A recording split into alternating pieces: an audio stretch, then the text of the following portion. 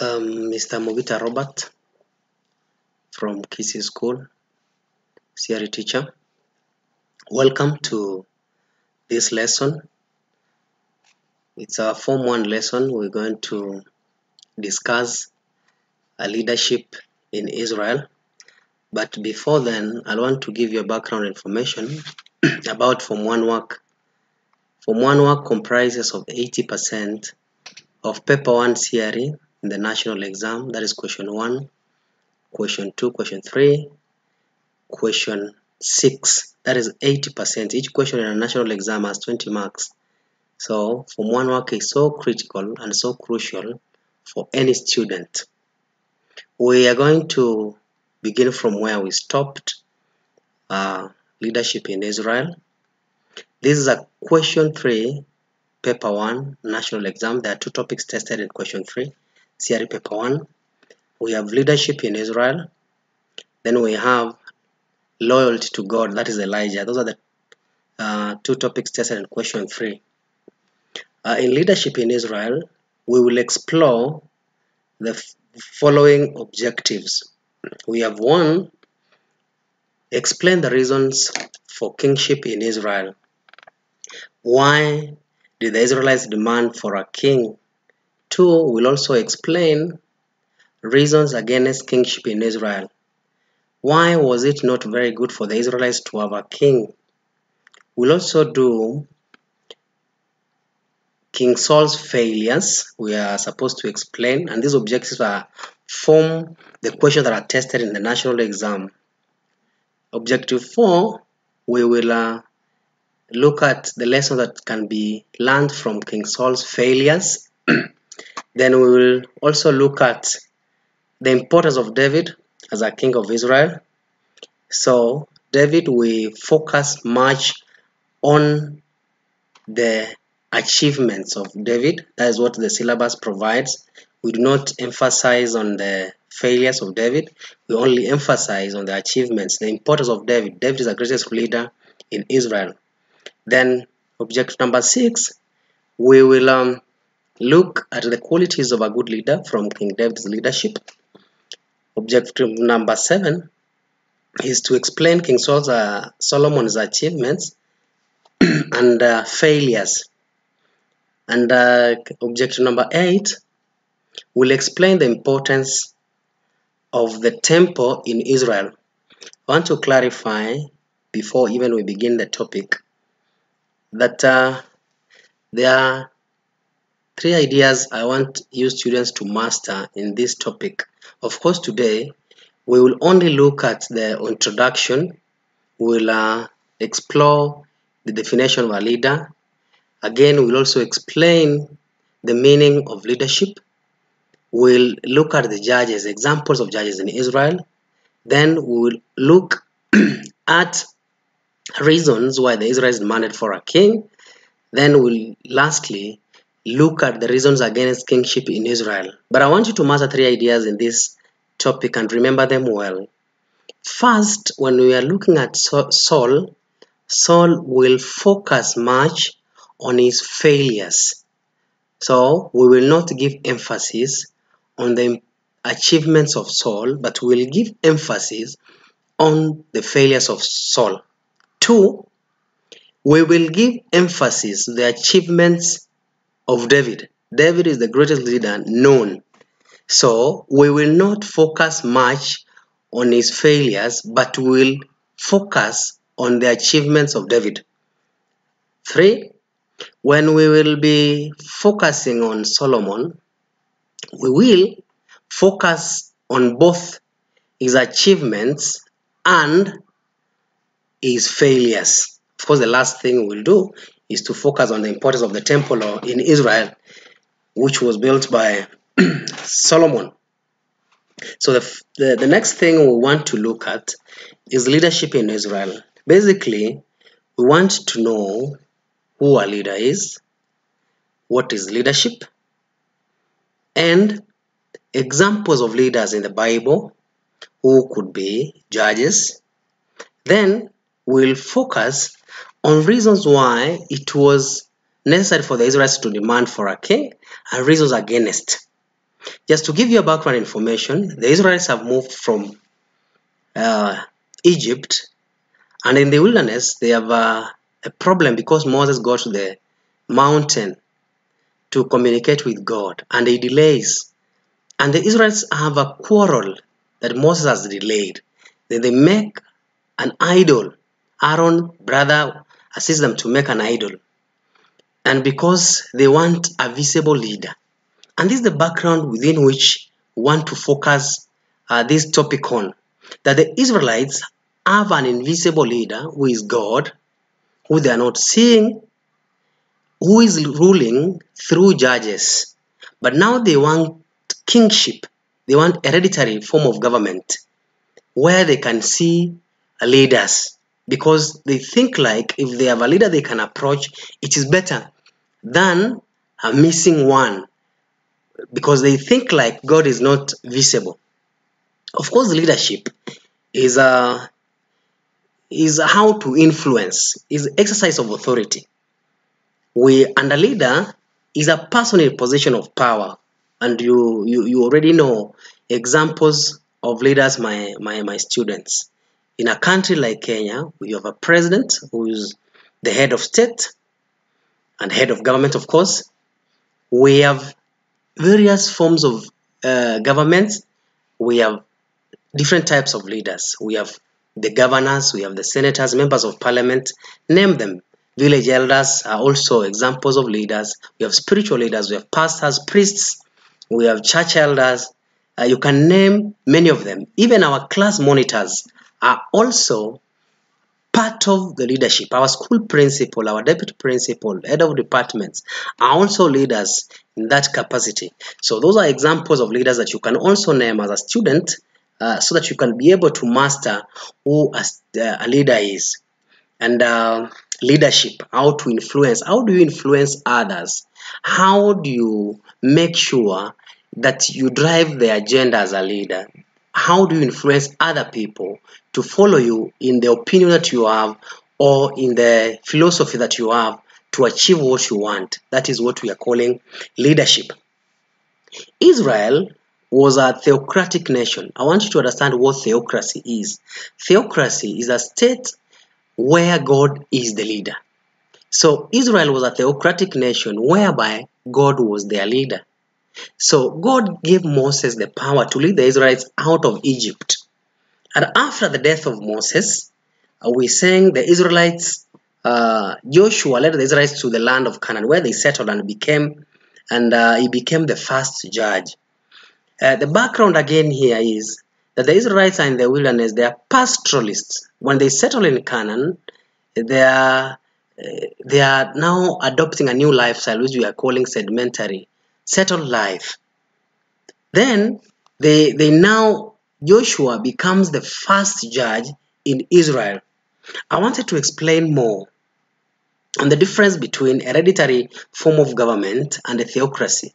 We are mentioning that the theocracy is a state where God is the leader. So the Israelites were in that state where God was the invisible leader. He was leading them. Of course, in theology, we can say God was available and visible in different forms. But the Israelites didn't see that because God was invisible to them. Then God used to rule using judges.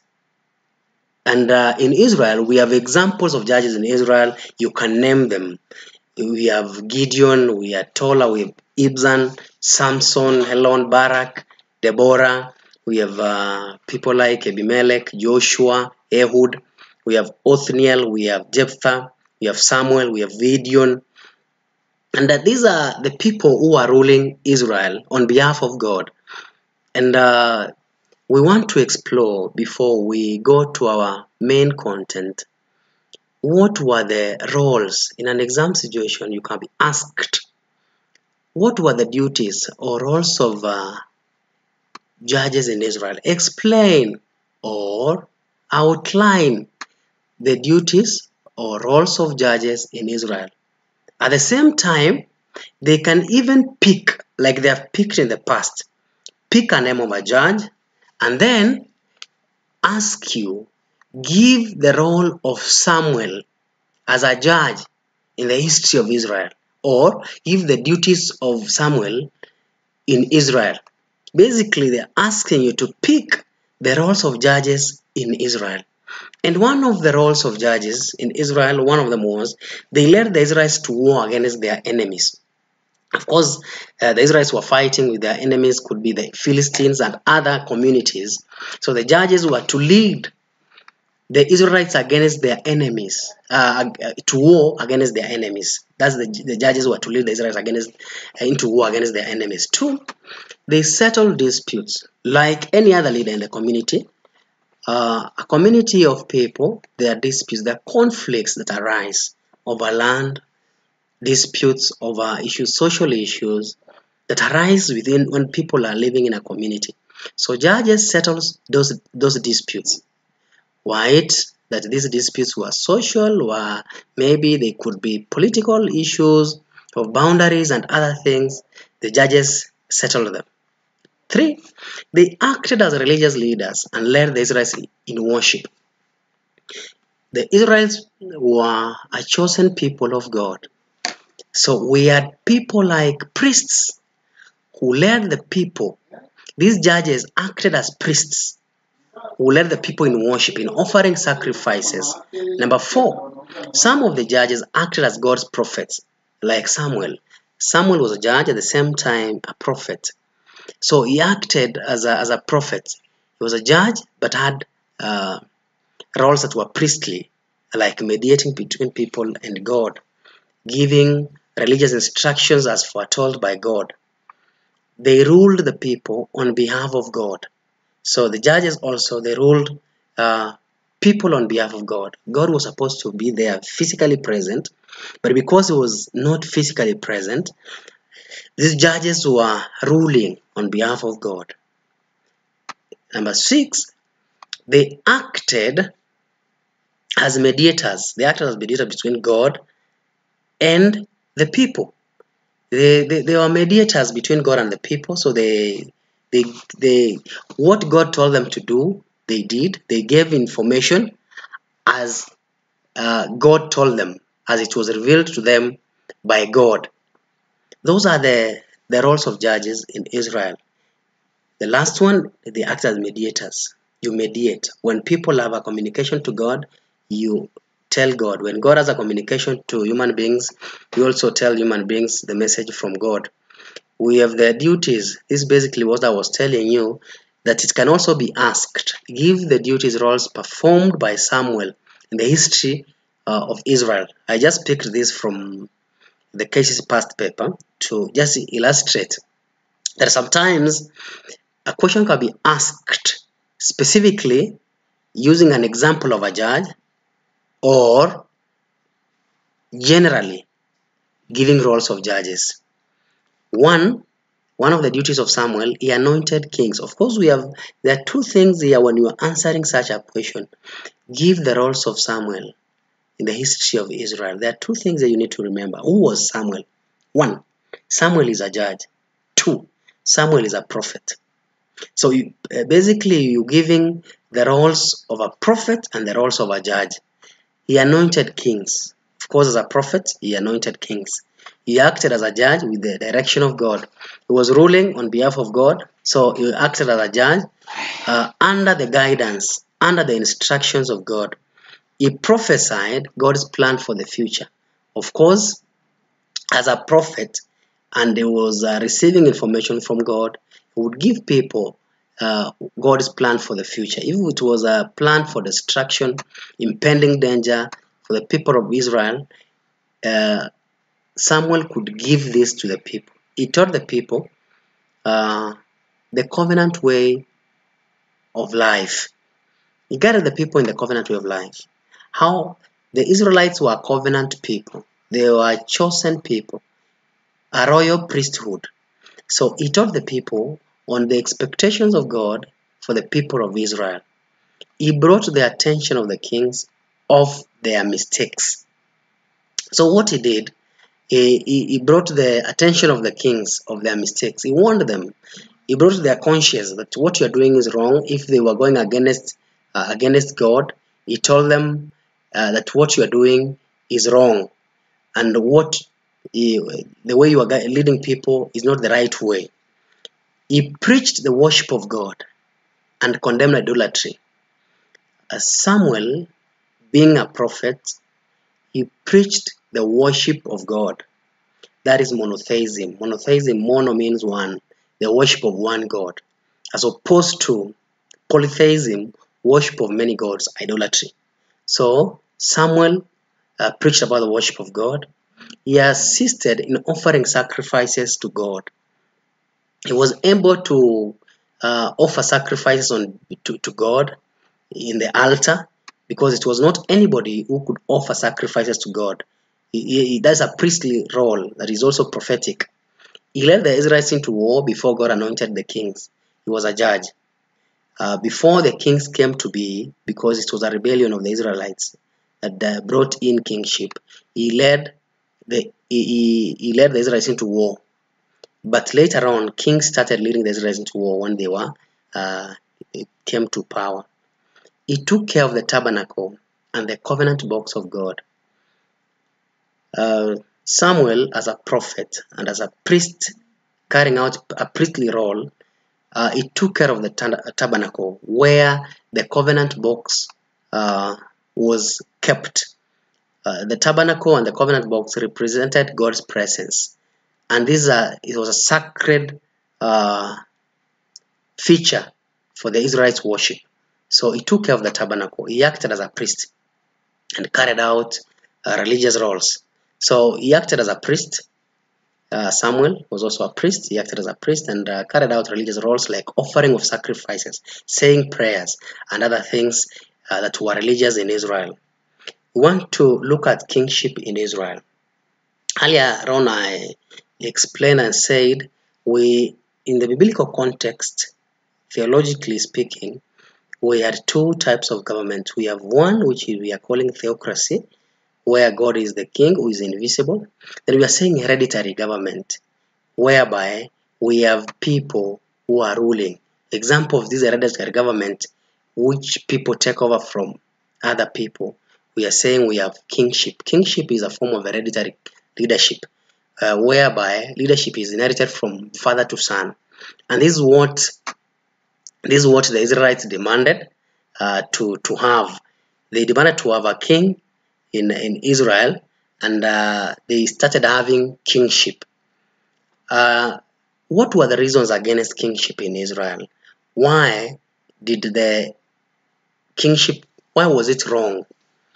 But first, even before we go to reasons why it was wrong to have a king in Israel, we need to know why they demanded for a king in Israel. And one of the reasons why they are demanding for a king is because God seemed to be invisible to them. They wanted a physical king who they could see. So they wanted a physical king they could see. They also wanted to be like other nations that had kings, other nations that were neighboring, and now they were settled in Canaan. Other neighboring nations had kings. So they also wanted to have kings like other neighbors. They also wanted to be led using laws, secular laws, established laws. So they wanted to also to be led by secular laws.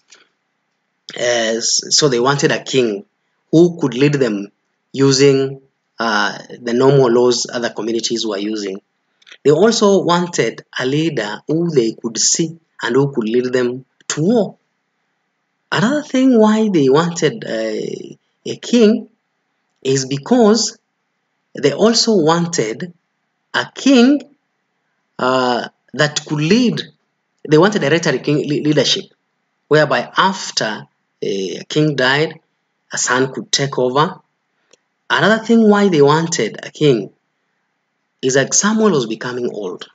You see, Samuel was their judge, and he was becoming very old to them. So they wanted a king who was going to replace them, because Samuel had already become old. And the same thing, they wanted a king because Samuel's sons who took over as judges were corrupt. So they didn't want these corrupt leaders who were judges.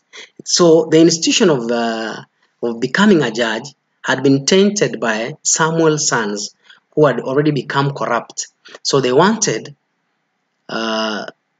kings, they wanted to try out another institution of leadership that maybe it could not be corrupt. The same way in Kenya, when leaders become corrupt, why do we have regular elections in Kenya? We have regular elections in Kenya to replace people that we think are not good. And one of the things that we are using, parameters we're using to consider, to say this person is not good, one of it, if one becomes corrupt, we want to replace them. And that is a kind of parameter that Israelites were using. They wanted also to replace these corrupt leaders who were Samuel's sons. So they wanted to do away with the kind of institution that was there. Let us look at reasons against kingship in Israel. Why was God not very comfortable? Or why was Samuel seeing as this demand for kingship as wrong? It's a question to be asked. What were the reasons? It can be asked like, what were the reasons against kingship in Israel? The first question we have answered is, explain reasons why the Israelites demanded for a king. But that same question can be asked and said, explain reasons why the Israelites were against theocratic leadership in Israel. Initially, we had said theocracy is a state where God is the leader. So if somebody is saying that explain reasons why the Israelites were against theocratic leadership, he is saying what are the reasons for kingship in Israel? Why were they refusing God as their leader and demanding for a king? So we are now answering reasons against kingship in Israel. Of course, we are supposed to read 1 Samuel chapter 8, verse 8 to 20. And one of the reasons why they were against, the king could introduce forced labor. These were habits of even leaders, chiefs in the colonial era or pre-colonial period. This institution was very dominant, the institution of slavery. The king could introduce forced labor. This labor could work for him, work in the villages or communal land. So this is one of the reasons why Samuel felt like if a king is brought, he would introduce forced labor, which was wrong, of course, because you're forced to offer labor. Number two, it was seen as a rejection of Yahweh as the unseen king and leader. Remember, we said Israel was a theocracy and God was their leader. So if you are putting up another king, it's as if you are rejecting that leader who is there, who was God. Free in becoming like other nations, Israel would lose their identity as the covenant people. Of course, we use different terms to refer to the people of Israel. One of it is a royal priesthood, covenant people. It's a chosen race. So when they are demanding to be like other neighbors who have kings, it means that they are becoming ordinary. So they are losing identity as the covenant people. Another point is that the king would grab their land, vineyards, other property for government use. Of course, when you have a king who wants to establish leadership and who wants to establish a state, then it means some land would be declared government land. So the king would grab their land, vineyards. Of course, when government projects are being constructed, even in Kenya, road reserves, then government projects, land can be taken. Of course, people are compensated, but the king could grab that land because he had the authority to demand what he wanted to use. That could be dangerous for the people. And that is why Samuel was against such a demand. Another thing, the king would force the people to pay high taxes to the government. Of course, people pay tax to receive services.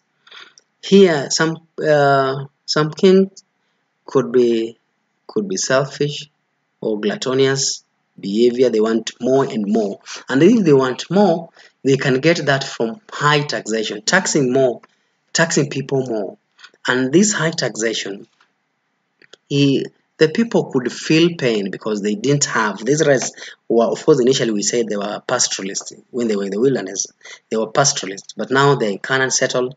They are now sedimentary. They are farmers, agriculturists. That's why they are interacting. When we'll be discussing Elijah, we'll see different gods and goddesses they are using for fertility. Another point why it was not necessary, the king would force the daughters to become perfumers, cooks, bakers, work for his wives and his sons and the royal family. He would take the Israelite daughters to the palace to work for the wives of the king and to be perfumers, cooks. This was also something that was not very friendly to the people because the people wanted to lose their daughters. It was not like a request. They wanted to be taken to the palace to be used to do work for the royal family. And that was not very good for the Israelites. So that's why Samuel felt like if this institution is introduced, then it is not going to be very good. The king would turn people into slaves, introduce slavery. It's almost the same as forced labor. So, of course, the difference would be very narrow. You are forced to supply, to offer labor. Here, you become a slave. You become a slave, and part of what a slave can do is to offer labor. Lastly, we have Yahweh, second last. Yahweh could reject them as his people. God do not hear their pleas when they call. If they demanded for a king, then it means they have rejected God. So God will not listen to them when they call to him. So this is why Samuel felt like it was not important for them to have a king. Lastly, the king would recruit their sons forcefully into the army. Of course, people, even in Kenya and other countries, people are not very comfortable for their children, their sons, to be recruited into the army. This euphoria, this fear was also with the Israelites. And Samuel also, as an Israelite, felt like if the king becomes, the institution of kingship becomes legal, then the king will forcefully recruit the sons of the Israelites into the army, of course, for his security reasons. And this is why Samuel felt it was not very good for them to have such an institution. We are coming to the end of this lesson. I want to remind you that it is a question-free topic in paper 1, and we have explored who a leader is, leadership. We have also seen examples of leaders in a country. Could it be president, prime minister? Could it be, we have county commissioners? Could it be a county governor? Could it be member of a county assembly?